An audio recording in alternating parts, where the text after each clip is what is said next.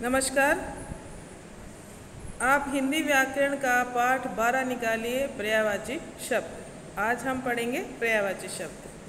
पाठ 12 पर्यायवाची शब्द।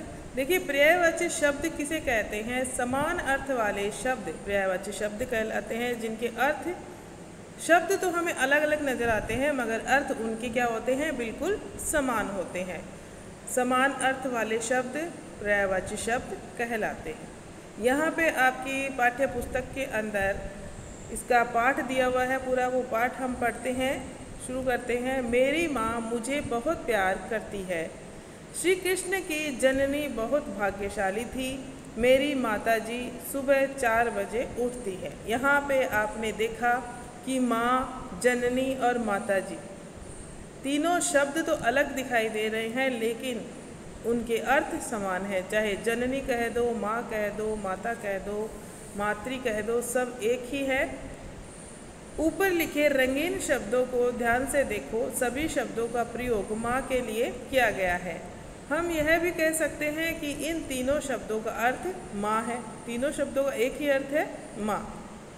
एक समान अर्थ वाले शब्द पर्यायवाची शब्द कहलाते हैं। इन्हें समानार्थी शब्द भी कहते हैं। समानार्थी शब्द और पर्यायवाची शब्द एक ही बात है, अलग अलग ये नहीं होते हैं। दैनिक जीवन में प्रयोग किए जाने वाले कुछ पर्यायवाची शब्द यहाँ नीचे दिए हुए हैं। इनको हम पढ़ेंगे और इनको याद करेंगे अपना ज्ञान बढ़ाने के लिए। सबसे पहला शब्द यहाँ दिया हुआ है, देखिए, अग्नि। अग्नि के जो पर्यायवाची शब्द है यहाँ पे आपके 3 दिए हुए हैं। और भी बहुत होते हैं, लेकिन आप 3 पहले याद करेंगे, एक साथ इतने नहीं होते हैं। अभी आप छोटे बच्चे हैं, तो अग्नि को आग भी कहते हैं, पावक भी कहते हैं और अनल भी कहते हैं। फिर से देखिए, अग्नि को क्या क्या कहते हैं? अग्नि को आग कहते हैं। घर में आग जलाई जाती है कई बार, और उसे अग्नि भी कहते हैं, पावक भी कहते हैं और अनल भी कहते हैं। ठीक है। दूसरा पर्यायवाची शब्द है आदमी। आदमी को नर भी कहते हैं, पुरुष और मानव। आदमी के पर्यायवाची नर, पुरुष और मानव। आकाश। आकाश को देखिए, और कौन कौन से नामों से जानते हैं? नभ, गगन, आसमान। आप बोलते हो ना, आसमान बहुत सुंदर लग रहा है, आज आकाश में बहुत सारे तारे हैं। उनको नभ भी कहते हैं और गगन भी कहते हैं। चौथा है ईश्वर। ईश्वर के पर्यायवाची शब्द हैं भगवान, परमात्मा, प्रभु। ईश्वर के पर्यायवाची शब्द कौन कौन से हैं? भगवान, परमात्मा, प्रभु। आपको ये शब्द याद ही करने होंगे और कोई तरीका नहीं है इनका। याद करते रहेंगे, धीरे धीरे एक एक दो याद करेंगे तो हो जाएगा।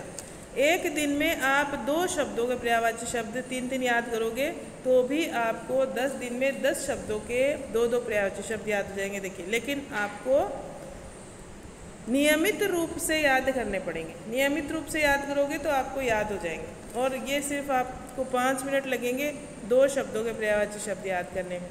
10 लग जाएंगे ज़्यादा से ज़्यादा। जिस बच्चे को देरी से याद होते हैं उनको 10 लग जाएंगे। ठीक है। नेक्स्ट देखिए, उपवन।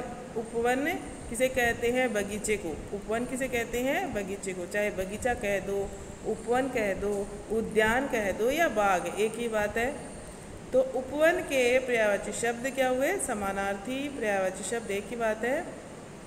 बगीचा, उद्यान और बाग। उपवन के बगीचा, उद्यान और बाग। कपड़ा। कपड़ा जो होता है हम पहनते हैं, उस कपड़े की बात की गई है। यहाँ पे कपड़े को वस्त्र कहते हैं, चीर कहते हैं और पट। वस्त्र, चीर और पट भी कहते हैं। कपड़े को क्या क्या कहते हैं? दूसरे देखिए, चंद्रमा। चांद जानते हो ना, चांद, उसी को कहते हैं हम चंद्रमा। चंद्र भी कहते हैं और शशि भी कहते हैं। ठीक है। चंद्रमा, चांद, चंद्र और शशि। दिन। दिन के पर्यायवाची शब्द दिवस, दीवा और वासर। वार भी होता है। ठीक है। आसान जो लगे वो कर लेना, वासर की जगह वार कर लेना। दिन, दिवस, दीवा, वासर, वार, कोई सा भी कर लेना। आपको 3 करने हैं। धरती। धरती, धरा, भूमि, पृथ्वी, ये इसके पर्यायवाची शब्द यहाँ पे दिए हुए हैं। फिर से देखिए, धरती, धरा, भूमि, पृथ्वी। आप समझ रहे हो, सबके मतलब एक ही हैं, चाहे धरती कह दो, चाहे धरा कह दो, चाहे भूमि कह दो या पृथ्वी कह दो, एक ही मतलब है, सबका अर्थ एक ही है। पानी, पानी को जल, नीर, वारी। पानी के पर्यायवाची हैं जल, नीर, वारी। पेड़, पेड़ के पर्यायवाची शब्द हैं वृक्ष, तरु और विटप। वृक्ष, तरु, विटप। फूल, फूल, पुष्प, कुसुम और सुमन। फूल को पुष्प भी कहते हैं, कुसुम भी कहते हैं और सुमन भी कहते हैं। बादल, मेघ, जलद और घन। बादल को मेघ, जलद और घन कहते हैं। बादल क्या होता है? जिससे बारिश होती है। आसमान मत कर देना इसका। बादल जिससे बारिश होती है, आसमान अलग होता है, बादल अलग होता है। बादल को मेघ भी कहते हैं, जलद भी कहते हैं और घन भी कहते हैं। तीनों से बारिश होती है, एक ही मतलब है सबका, चारों का एक ही अर्थ है। ठीक है। रात, रात का रात्रि, रजनी और निशा। रात्रि, रजनी और निशा। वायु, पवन, हवा, समीर। वायु, पवन, हवा, समीर। शाम, शाम को देखिए क्या क्या कहते हैं। संध्या, आपने कभी सुना होगा घर में मम्मी कहती है संध्या, दादी कह देती है कई बार संध्या हो गई, है ना, संध्या वंदन करते हैं लोग। तो उस हिसाब से शाम, संध्या, सांझ और साय भी कहते हैं। शाम, संध्या, सांझ और साय, एक ही अर्थ है सबका। सुबह, प्रातः, सवेरा, भोर। ओके स्टूडेंट्स, आप इतने याद कीजिए। उसके बाद में देखिए आपके ये यहाँ पे जो दिए हुए हैं नीचे, फिर से देख लेते हैं हम। तो यहाँ पे आपने देखा कि एक ही शब्द के अनेक अर्थ दिए हुए हैं, लेकिन किसी भी शब्द का प्रयोग हम किसी भी स्थान पर नहीं कर सकते हैं। ये इनमें खासियत है, आप किसी भी शब्द का प्रयोग किसी भी स्थान पर नहीं कर सकते हैं। देखिए कैसे इस प्रयोग करते हैं। माँ कपड़े धो रही है, माँ वस्त्र धो रही है। यहाँ पे हम देखिए इस वाक्य में कपड़े को की जगह वस्त्र का प्रयोग किया गया है। यह शब्द यहाँ अटपटा लग रहा है, लग रहा है ना। हम हमेशा ही कहते हैं माँ कपड़े धो रही है, वस्त्र धो रही है नहीं कहते हैं। हम कहेंगे अगर कोई भगवान को वस्त्र पहनाने हो तो हम कह सकते हैं कि भगवान को वस्त्र पहना दो या वस्त्र पहन लो। कपड़े धोने की जगह अटपटा जहाँ शब्द लगता है वहाँ पे उसका प्रयोग नहीं करते हैं। प्रयोग जहाँ पे सटीक बैठता है वही करते हैं। आप धीरे धीरे समझ जाओगे इस चीज़ को। अभी आप सिर्फ इनके पर्यायवाची शब्द याद करने हैं आपको। एक ही वस्तु के लिए अनेक शब्दों का प्रयोग किया जा सकता है। एक ही अर्थ वाले शब्दों को पर्यायवाची शब्द या समानार्थी शब्द कहते हैं। एक ही वस्तु के लिए अनेक शब्दों का प्रयोग करते हैं, ये हमने सीखा। दूसरा पॉइंट हमने ये सीखा कि एक ही अर्थ वाले शब्दों को पर्यायवाची शब्द या समानार्थी शब्द कहते हैं। तीसरा हमने क्या सीखा इसमें, पर्यायवाची शब्दों के किसी भी शब्द का प्रयोग हर जगह नहीं किया जा सकता है। हर जगह नहीं किया जा सकता है, ये ध्यान रखिए आप। अब देखिए अभ्यास कर लेते हैं। अभ्यास कार्य दिए हुए हैं, इसमें अभ्यास कर लेते हैं। नेक्स्ट पेज निकालिए आप, पेज नंबर आपका 62, 62। यहाँ पे दिया हुआ है फूल, पुष्प। देखिए नीचे लिखे शब्दों में से जो समान अर्थ वाले नहीं हैं उस पर गोला लगाएं। जो समान अर्थ वाले नहीं हैं उन पे क्या करना है, गोला लगाना है आपको। ठीक है। तो यहाँ पे फूल, पुष्प, फल, कुसुम।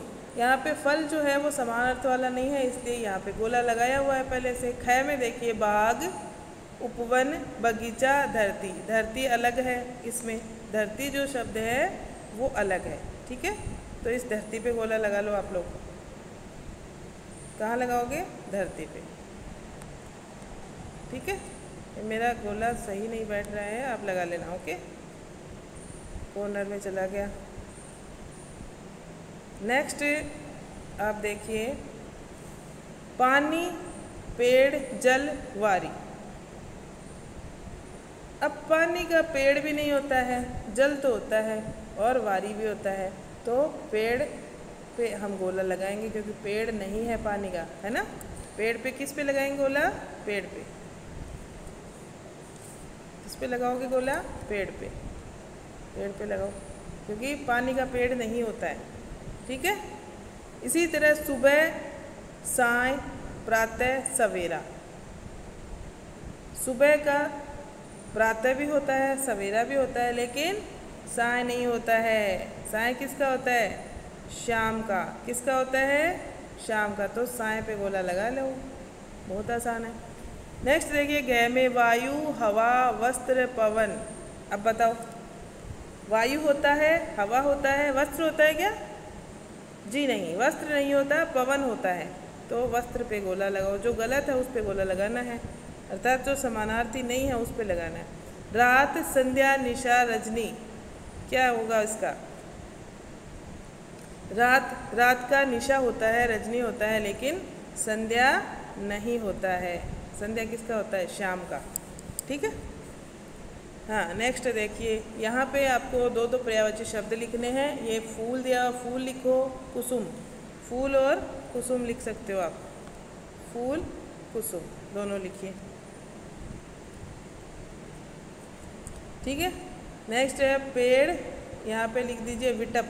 यहाँ पे लिखिए पेड़, यहाँ पे लिखिए विटप। यहाँ पे आग, अग्नि, पावक, जो भी आपने याद किए हैं उनमें से दो दो शब्द लिखने। बादल और जलद, ठीक है। नीचे लिखे शब्दों में से सही शब्द चुनकर उनके पर्यायवाची शब्द के सामने लिखिए। यहाँ ये जो शब्द लिखे हुए हैं ना, शाम, हवा, घन, गगन, निशा, इनमें ये शब्द हमको इनमें भरने हैं। तो देखिए, वायु, वायु का क्या होगा? हवा हो जाएगा, एक तो हवा भरी है, और दूसरा वायु का कौन सा यहाँ पे दिया हुआ है?